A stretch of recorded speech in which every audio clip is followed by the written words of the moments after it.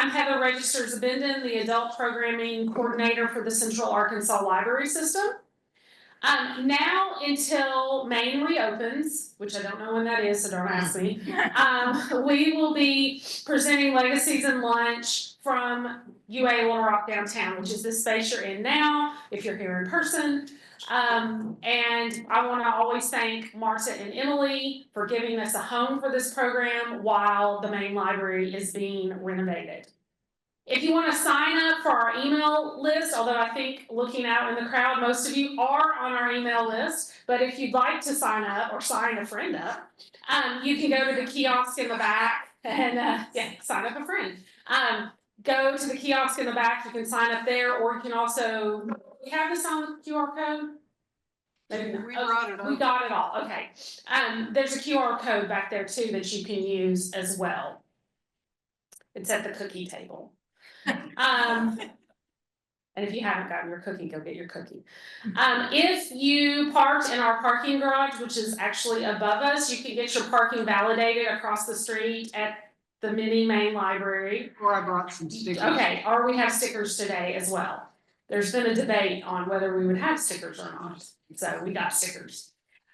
If you are interested, and we would love for you to be interested in donating to the COWS Foundation for the programs that we do at the Butler Center for Arkansas Studies and the Roberts Library and the Encyclopedia of Arkansas, you can go to robertslibrary.org and click the donate button at the top. It will then direct you to a secure site where you can do a one-time donation or a recurring monthly donation, which is what we really love.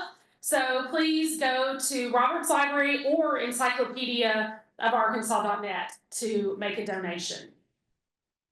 So today, we think it's being live streamed. We're fingers crossed it's being live streamed. Yeah. We are recording today, which is good. And so if you want to go back and rewatch this program, you can always go to the COWS YouTube channel. Just go to YouTube and then search for Central Arkansas Library System. If you search for CA Library, you'll get some stuff in California. So you want to look for the Central Arkansas Library System on YouTube.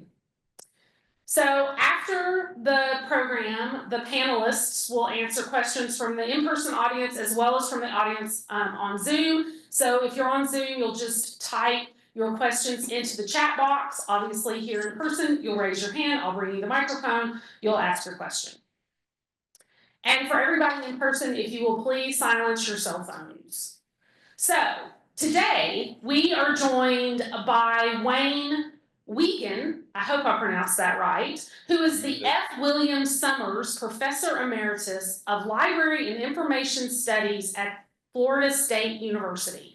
And he's going to discuss his new book, In Silence and Indifference, Racism and Jim Crow Segregated Public School Libraries, which is obviously a very timely topic. We're also joined today in person by three folks from here in town. I'm really glad to have them all, but we have Jay Barth, who's the director of the William J. Clinton Presidential Library, Guy Lancaster, who is familiar to this group as the editor of the Encyclopedia of Arkansas, and also someone else who's very familiar to this group, Rhonda Stewart, who is one of the Butler Center's genealogy and local history specialists. So after Wayne does a presentation, then those three folks will come and join us at the front and answer questions and have a discussion. So everybody, please give a warm, virtual-ish welcome to Dr. Wiegand. Can you all hear me? Thank you for the introduction. Can you hear me? Yes. Say, good, I need a yes in order to understand. All right. This particular book came out of a series of books, and I want to explain how that happened, in part because it helps explain the title, In Silence or Indifference. Back in 2015, I published this book, Part of Our Lives, A People's History of the American Public Library. And as I was doing the research on that particular book, I was seeing inequities in how public library services were distributed. Among the threads of the inequities I saw was race. And that led me to the next book, which I did with my beloved wife of 59 years, Shirley, the desegregation of public libraries in the Jim Crow South. Now, by looking at the public library records, I was able to see that many public libraries in the Jim Crow South were providing services to local schools, which of course were segregated at the time. And so I was tracing what services were being provided to what schools. Were there differences between the services provided to Black schools and the services provided to white schools? Well, that led me to the next project, for which I gratefully received the Kluge Fellowship at the Library of Congress, which allowed me to immerse myself in the databases of the Library of Congress.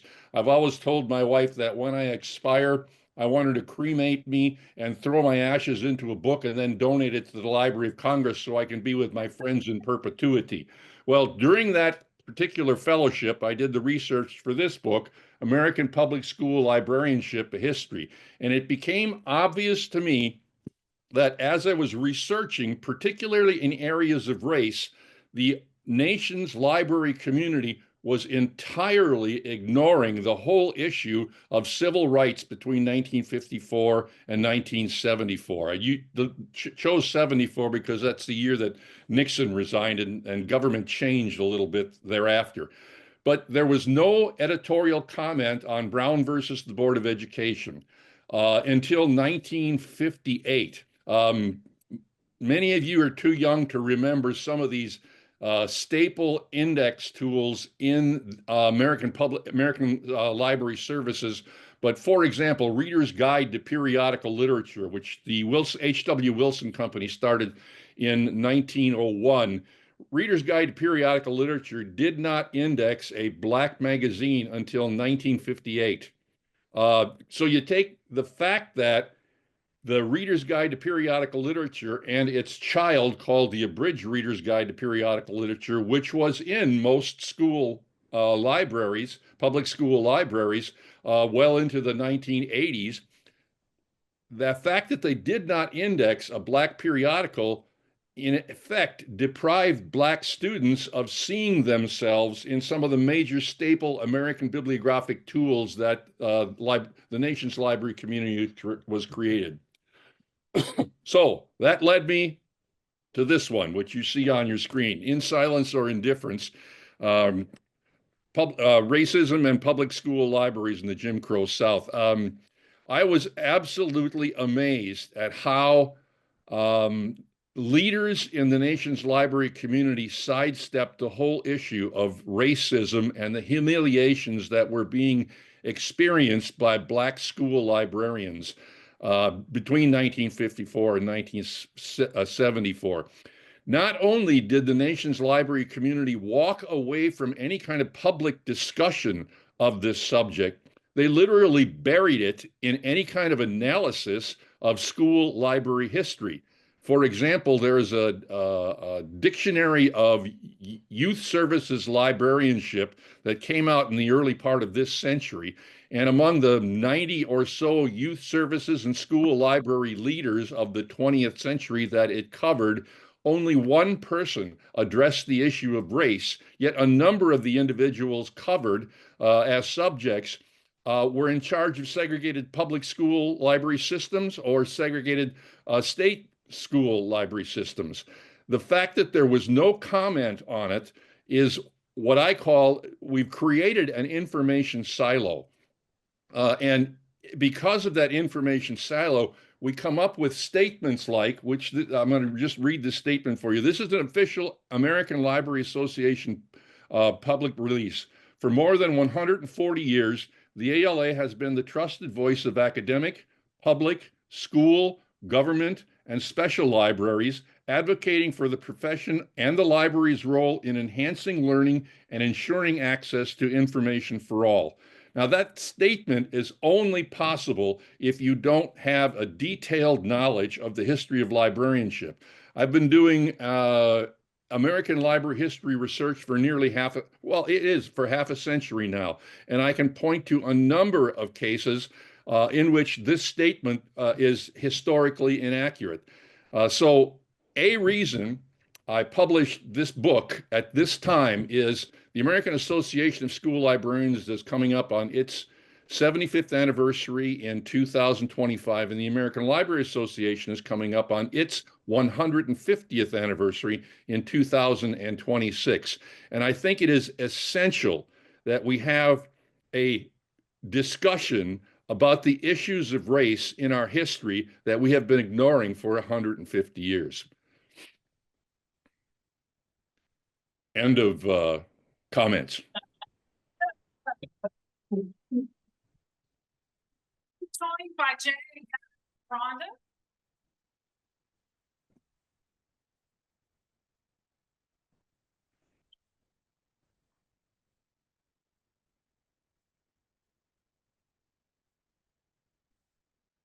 Should be. Down. Okay.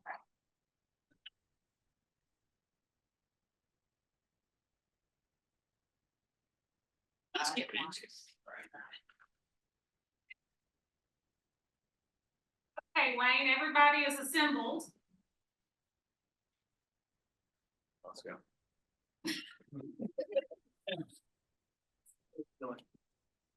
Oh.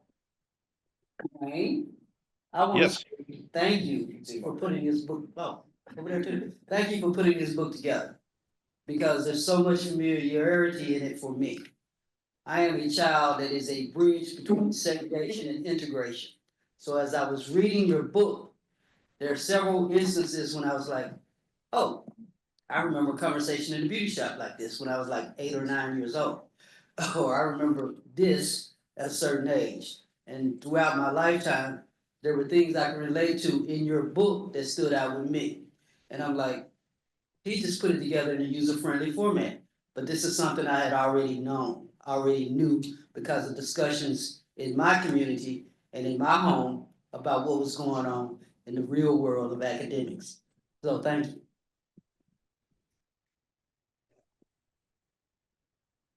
I have a question because while reading this book, I was sort of struck.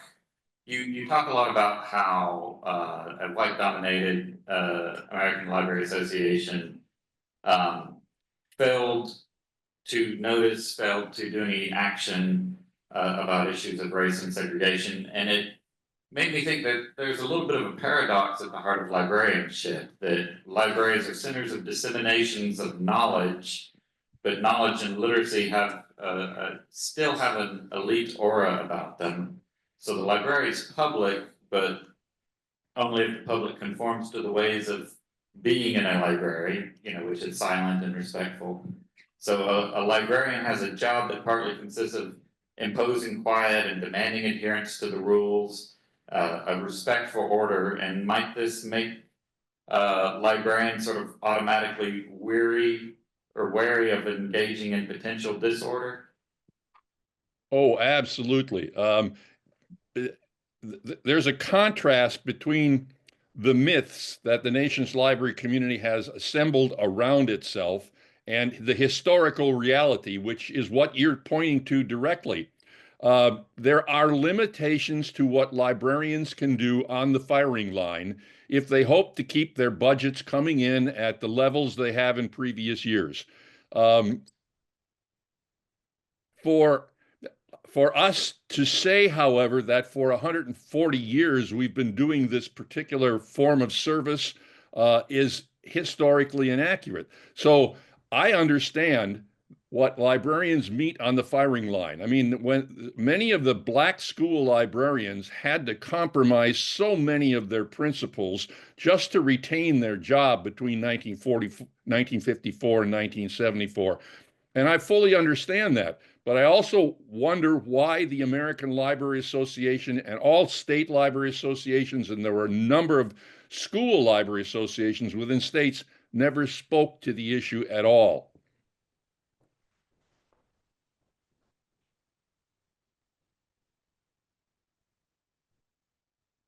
Yeah, Ron, good. Thanks, Wayne. Thanks so much for producing this book. But I really appreciated the your opening of the kind of pattern of developing the series of books that kind of culminates in this book. And I do have a question in a bit about the interplay between public school libraries and school libraries, but we'll get to that in a second.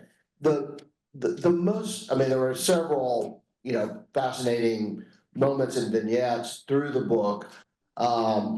And hopefully we can talk about those, but the one that really struck me the most was the use of Black librarians as pawns in the necessity, legal necessity to desegregate teaching core in schools, and librarians would be the one, Black librarians would be the one person who would go over to become a faculty member and technically have a desegregated teaching cadre in a school. And it really struck me, I was on the State Board of Education for a number of years here in Arkansas, and along the way, Arkansas schools got the power to get waivers from certain standards in the state. And the most common waiver request was to reduce the number of librarians in their schools that are media specialists, as they were, of course, called then.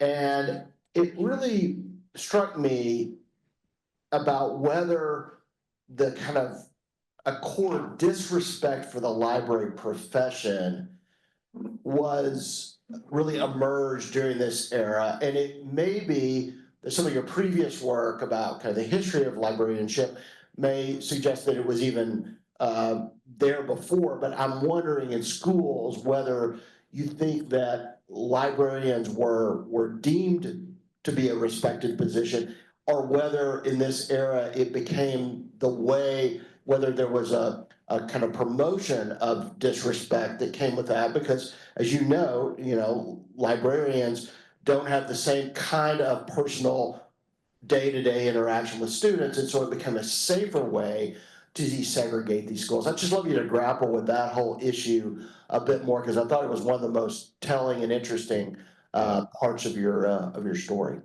I'm going to respond with a name, Lyndon Baines Johnson.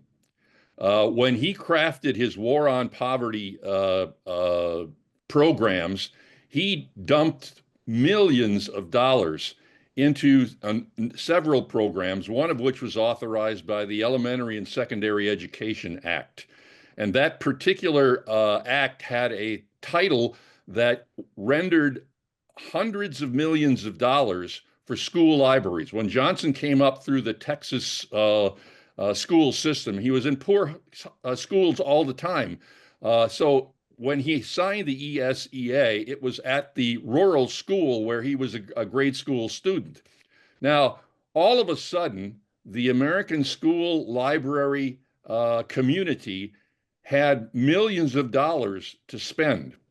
But at the same time, what was then called the Department of Health, Education, and Welfare were setting up rules that required schools accepting federal dollars to meet certain stipulations.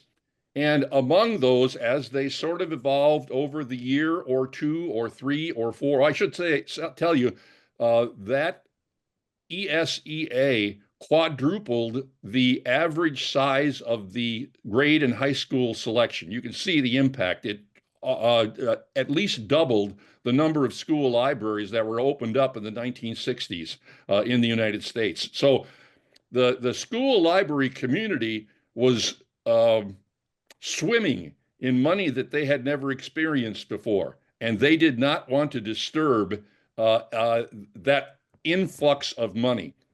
So when HEW would send its agents into the South to check to see if those rules were being abided,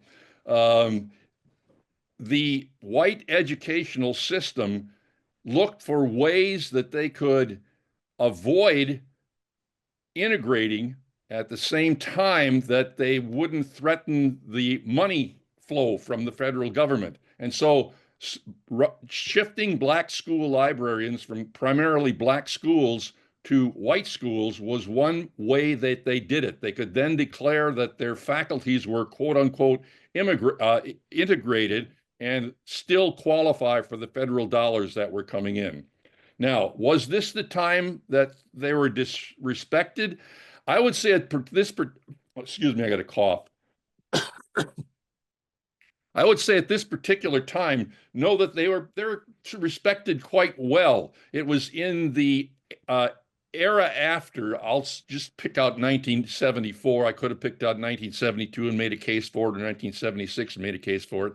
When those monies started drying up, that the school library community nationwide sort of lost their stature. As long as the money was there, and schools were eager to get that money, school librarians held a place of high regard. Once the money left, and the school library community lost collection money, and also there was an issue of what will happen now to school librarians who are not as essential to the education, the thinking was, not as essential to the education endeavor as was the fifth grade teacher, let's say. So once the pie got smaller and the slices of the pie got smaller for school librarianship, that's when I think you can see this element of disrespect emerge. My question is, with this, as I described, shallow integration to get federal funding, do you see similarities in the wider process now of public schools expanding to private school vouchers for students, not just with the library students, but in general? Well, I can give you historical precedents. There were a number of white public libraries in the Jim Crow South that established services to the private segregated academies that white people were putting up in order not to have their kids in schools with black kids. And this was in direct violation of the federal law, and a number of instances were brought to the attention of the Office of Intellectual Freedom of the American Library Association, and they did nothing but send letters of inquiry, which then were denied by the school systems that were doing this kind of thing. So there's precedent for this. And yes, I do see parallels. That raises a question about kind of public libraries in general, because during, the era of desegregation, you did see a lot of segregation academies emerge. Did you, in your research, have you ever encountered the reemergence of segregated, maybe like private libraries, subscription libraries? I'm not exactly sure what you mean. Can you give me another sentence or two? Well, like some of the earliest libraries in the country were subscription libraries. You had to pay. Yeah. So yeah. Did that ever emerge as an alternative to public library desegregation? Yes, it emerged for public libraries, but not for public school libraries. You'll find that many of the subscription libraries that exist to this day, we've got one here in San Francisco. I live in Walnut Creek, California right now, or in Cincinnati, Ohio, for example. They tend to attract a particular demographic, if I might use that term, and not another demographic, another racial profile. Let me give you, one of the things I discovered and was amazed with this book and with this book was a guy named Thomas Fountain Blue, who was director of the two quote unquote colored branches of the Louisville Public Library from 1904, I think, to about 1930 something. What Thomas Fountain Blue did with those two buildings, donated by Carnegie money, he very quickly realized that the communities in which he lived as a black man limited the amount of access he had to public space. And so he turned these two public libraries into what we now call community centers. That's the precedent for what we're talking about in the 21st century about making a public library a community center. But we've lost sight of the fact that there is this precedent for it. And most Black libraries in the Jim Crow South functioned in a similar way, as did most Black high schools and grade schools. They were centers for community gathering and exchange of information. So we need to sort of put that into our collective memory so we don't think that in the late 20th, early 21st century, that this is a new concept to our service. It isn't really. It's a tradition that was started by Thomas Fontainebleau. And part of the reason we've lost sight of that tradition is a systemic racism that's built into the pursuit of our own history. So Wayne, obviously the library associations, both the ALA and the School Libraries Association, both of them were deeply indifferent to the civil rights era, as you point out, including indifference to librarians who were under assault in that era, especially when they stood up, whether it was for access to education like Author Reading Lucy, or whether it was standing up to in their communities. And of course, Black members were excluded, especially in the Southern associations, which were for a number of years allowed to have a dual system in place for associations. And my question is really, you say you go back to the records and there's just not that much there in terms of grappling with these issues at the time.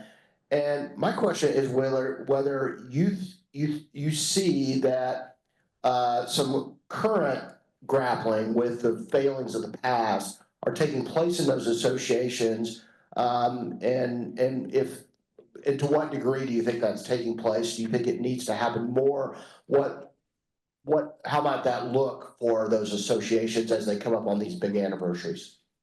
In the course of my research on American librarianship, I read a lot of histories of other professions. And I don't think there is another profession other than librarianship that has not established a commission on racism. Those other professions that have established commissions on racism have looked at the past, come up with examples of systemic racism, and brought them into public view. Once they're in public view, then people have to discuss them, they have to engage them, and a profile emerges that prevents the kinds of statements I read to you earlier in the program. The fact that the statement I read to you has now been repeated by the New York Public Library and by several library associations gives you an indication of how this has, because we don't engage it, we don't have a very good grip on how, to what extent it constitutes a part of our current professional practice. Wayne, is there an area in your 20-year study of this period, is there an area that stood out for what they achieved as far as integration and acknowledging the systemic racism that they were encountering? Yeah, when you say they, you mean talking about Black school librarians? I mean, the school libraries, yeah. Yeah. The Black school librarians had huge obstacles to overcome. Let me give you an example. Each state had a practice of developing a bibliography of materials from which school librarians could select titles. And those titles, if chosen, the state education department would match the grant. So if you found a book you liked for your school library that was $2, the state would give you $1 of that. So you could stretch your budget a little more. But if you look at those bibliographies, you can see that they are laced with white superiority. You can imagine the lost cause issue being discussed in history books that would have gone to white public school librarians, public school librarians. So the Black school librarians had to take that extra mile of effort to find titles find where those titles were identified and then go out and get them. But when they purchased them, they could not use state matching funds. So that was one obstacle to it. Now, let me take you to the black school librarian who was effectively a pawn in the game that the white education establishment was playing, switched from the black school to the white school. She walks in the door, and it's highly likely she's going to see statues of Robert E. Lee and Stonewall Jackson and a Confederate flag hanging on the wall. Can she take them down? Probably not. As she goes into the collection, she's going to see a hell of a lot of lost cause literature.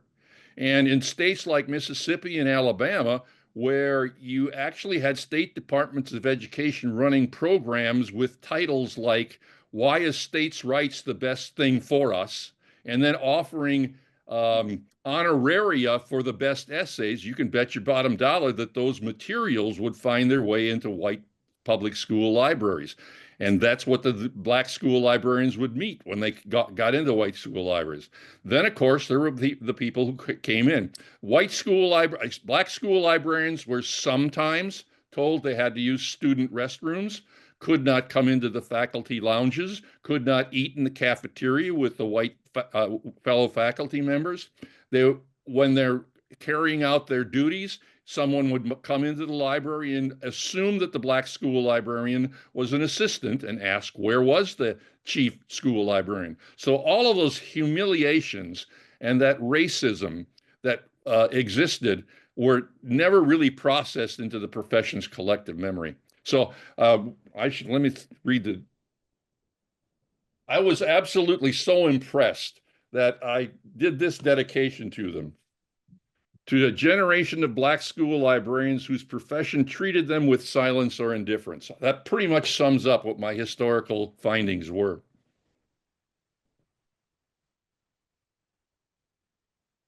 Sort of a very broad question. A few months ago, I was in the Catskills of New York on a vacation, and I noticed that every tiny hamlet of even 100 people had a public library of some kind. And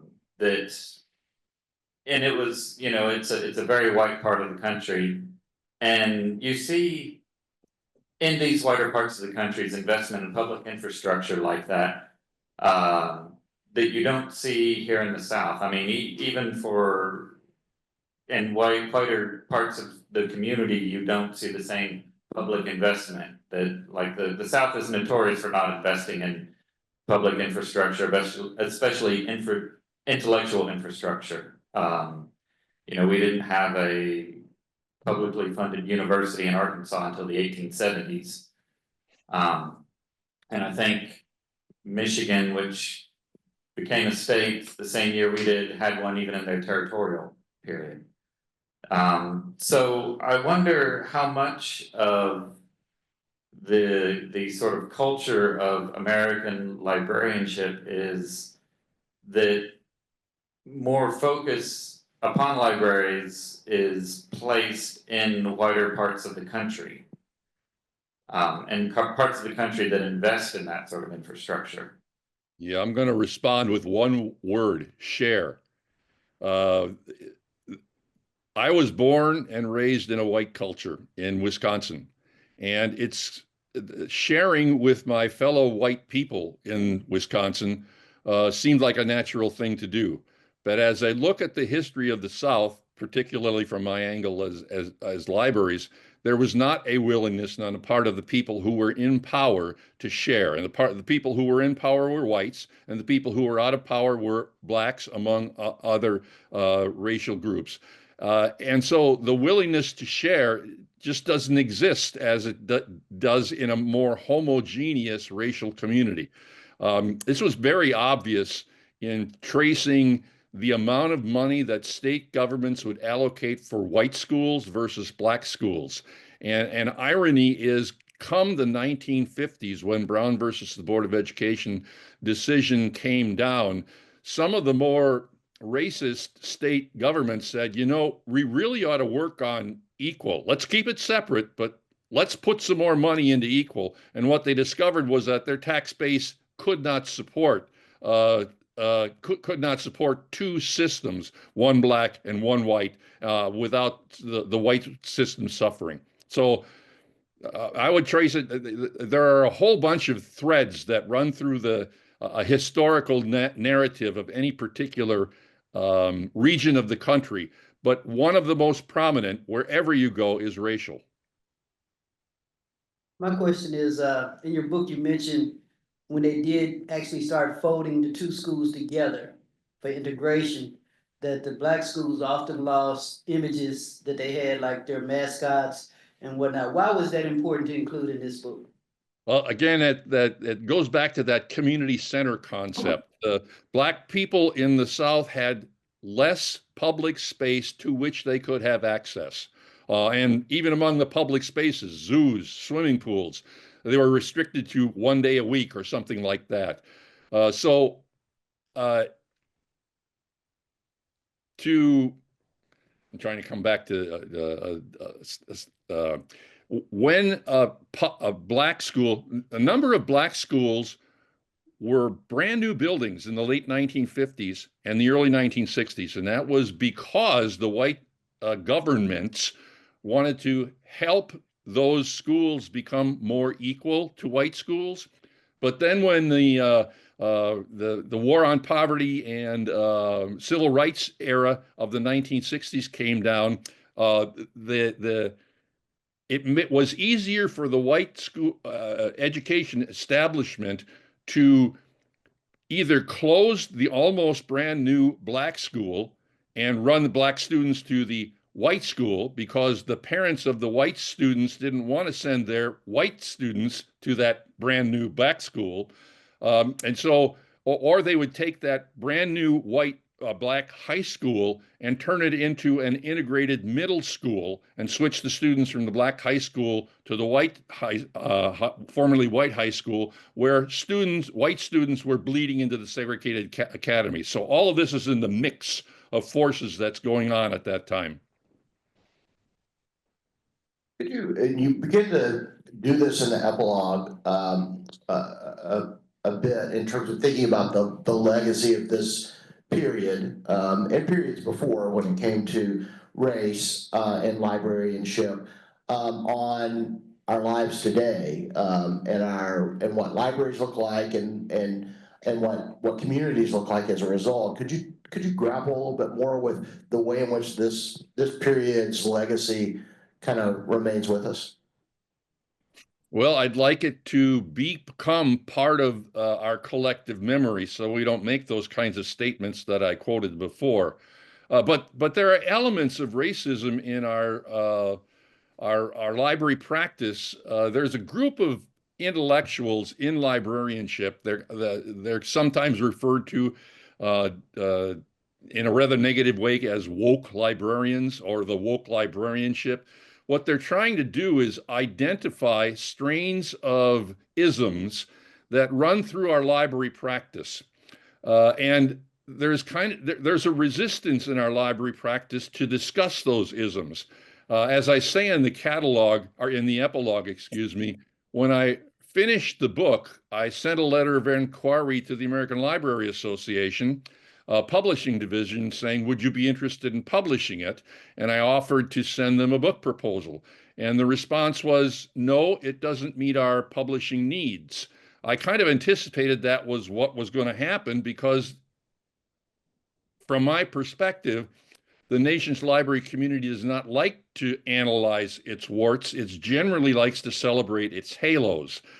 So that element still remains with us. We tend to speak in very positive terms and we are not very self-reflective or critical of elements that call into question a set of balanced practices.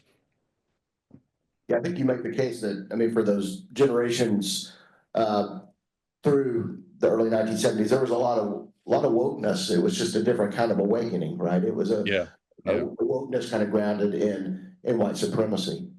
And let me address another issue. In a recent New York Times op-ed by Stanley Kurtz, Kurtz, He lamented woke librarianship and said, we need to get back to library neutrality. All of my adult professional life, I have told my students, libraries have never been neutral. They have always reflected particular power structures. And by librarians not addressing things like racism in library history, they give credence to this myth that libraries at one time were neutral. They never were. In Silence or Indifference certainly proves that to be the case between 1954 and 1974.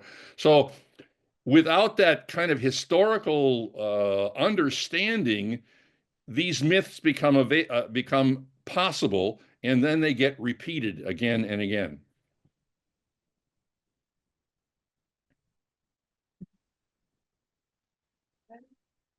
I think we're opening up the public commentary here.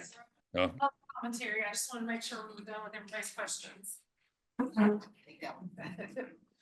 we have any questions from the audience?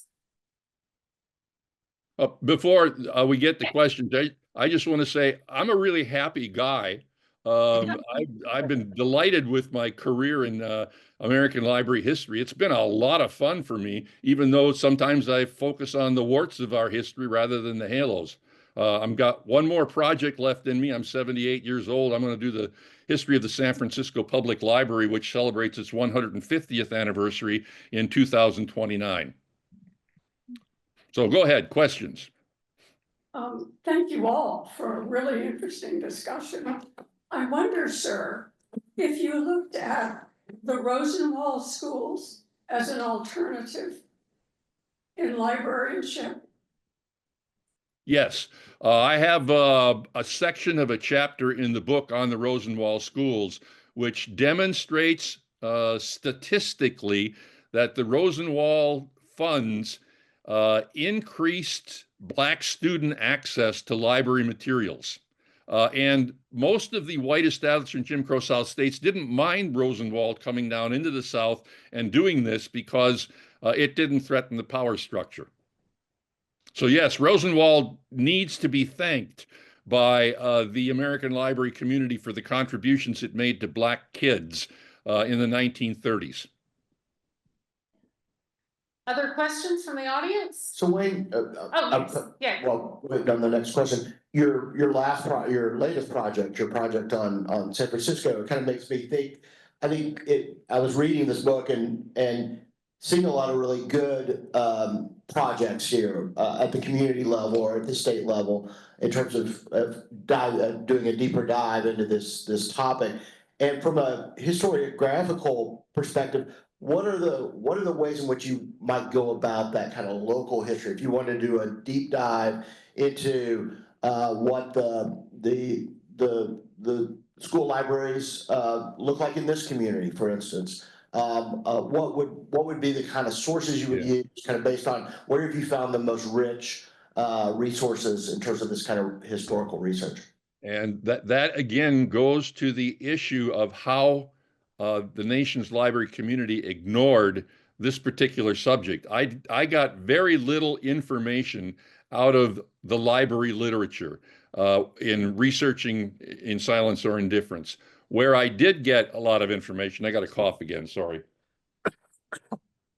Where I did get a lot of information was in the archives of the North Carolina Central University, which had the papers of E.J. Josie, Annette Finazzi, several other people, the Black Caucus, and these Black librarians were talking to each other and referring to the white library establishment. Well, you would never see that phrase in American libraries or library journal. So those kinds of primary sources were helpful. Also very helpful were the HEW records of agents that would go into the South to make sure that the schools were complying with federal rules in order to receive federal money. Atlanta has a regional National Archives office that sometimes I get so excited at what I found I'd have to get up and walk around, go to the bathroom and have a drink. It was just exceptional. So that's another source of materials. Third source of materials, the American Library Association archives at the University of Illinois. One of the things, if you're going to do history and base it on primary sources, even today, you cannot count on digitized records. You have to go to the paper sources that have been saved in libraries across the country. So I would say, let's say if someone in Opelika, Alabama wants to do a history of what happened there to school library services, you'd have to go to Atlanta, the National Archives office there. You'd probably have to go to the Atlanta University Research Center, which is a combination of a number of historically black schools in the city of Atlanta. You'd have to mine probably the digitized version of the local newspaper. Hopefully, there would have been a black newspaper, which gives significantly different kinds of coverage than the white newspaper did over things that were happening. But it's those kinds of primary source materials that generally get overlooked when libraries celebrate their anniversaries, let's say, those kinds of primary source materials that yield the deeper, more complex story of history. Thanks. And I didn't know, I appreciate the National Archives plug. I didn't know I was going to get that in the answers. That's great. Yeah, and I imagine the William J. Clinton Library has a lot of stuff in it too. So Few documents, right? A few things. About 80 million. Questions from the audience?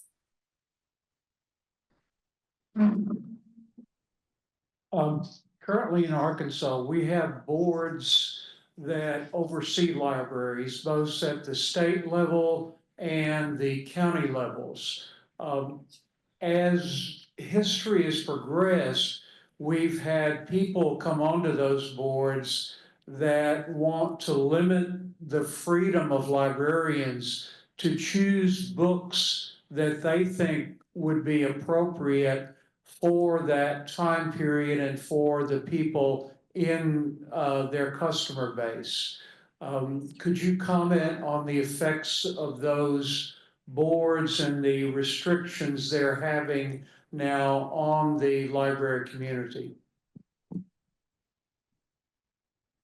again, my perspective is somewhat differently informed, and that's not to say it's any better or it's any worse, but my perspective is historically informed. And when you asked that question, my immediate thought was 1954, when a woman in San Antonio, Texas, took a list of materials that the McCarthy hearings had identified into a public library and pulled everything off and wrote an article in American Legion magazine, which other people across the country took into their libraries, both school and public, and started ripping titles out.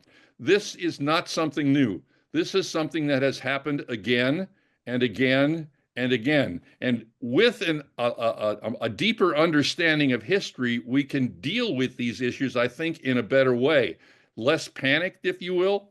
But it's to me, it's just another episode in a long line of individuals who want to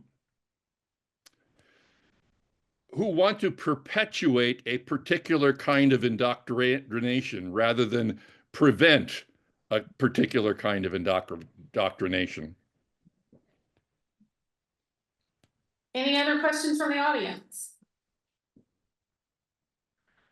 Well, thank you everybody for being here. Thanks for our in-person panel. Thank you for coming from being virtual from California, Wayne. We appreciate it.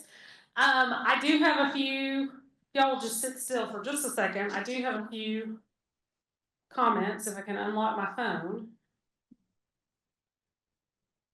Really doesn't like my passcode today. Okay. So before you leave, a couple of announcemements. Not this Friday, not in 2 days, but a week from 2 days, on the Friday the 13th, right? Yes, we're back to a Friday the 13th. It's a lucky day because you'll get to come to Second Friday Art Night. It's from 5 until 8 on the second Friday of every month. And so it's right over in what used to be the Cox building, now is the Rocket Lab building. Santa and Mrs. Claus will be there. They will be taking pictures for people of all ages. You do not have to have children with you to have your picture taken with Santa and Mrs. Claus. So you can come, also you can mingle, you can see wonderful local artists, you could learn how to knit if you wanted to. So please join us on Friday, December 13th from 5 until 8. Next month, January of 2025, our speaker for Legacies and Lunch will be Ken Burns, and he's going to talk about mob. And that's because somebody said Ken Burns to me that we are not having Ken Burns. I'm so sorry. But maybe if I said Ken Burns, I'd get a larger audience and then Ken Barnes would be happy. Okay.